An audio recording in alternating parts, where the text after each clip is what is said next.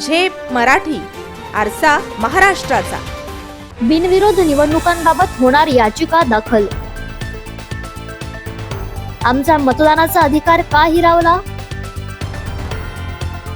मतदारांचे शपथपत्र घेऊन जाणार न्यायालयात.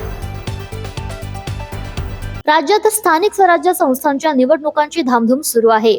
यात काही नगर परिषदा आणि नगराध्यक्ष पदाचे उमेदवार बिनविरोध निवडून आले आहेत. बिनविरोध निवड प्रक्रियेमुळे खर्चाची मोठी बचत होऊन सामंजस्याने निवडणूक बिनविरोध करणे याचे समाजातून स्वागत होते आहे. यातून राजकीय कटुता दूर करण्यास देखील मोठा हातभार लागत असल्याचं बोललं जाते. असे असले तरी बिनविरोध झालेल्या या निवडणुका आता वादाच्या भोवऱ्यात सापडण्याची शक्यता व्यक्त होते.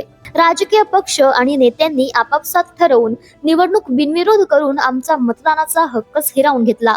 त्यातल्या त्यात ज्यांना कोणालाच मतदान करायचे नसते त्यांच्यासाठी नोटाचा बटन हा पर्याय असतो. परंतु निवडणूक बिनविरोध होत असेल तर मग निवडणूक आयोगाने या प्रक्रियेत आणलेल्या नोटा बटनाचा उपयोग काय, असाही प्रश्न या निमित्ताने उपस्थित होतोय. ओबीसी आरक्षणासंदर्भात सुप्रीम कोर्टात याचिका दाखल करणारे ॲडव्होकेट राहुल वाघ यांनी याबाबत पुढाकार घेण्याची तयारी दर्शवली आहे. मुळात वेगवेगळी विचारधारा आणि वेगवेगळे राजकीय पक्ष असताना निवडणूक बिनविरोध होतेच कशी, असा सवाल ॲडव्होकेट राहुल वाघ यांनी उपस्थित केलाय. यामुळे मतदानाचा संविधानिक हक्क असलेल्या काही मतदारांचे शपथपत्र घेऊन ते लवकरच या संदर्भात याचिका दाखल करणार असल्याचं सांगितलं जातंय.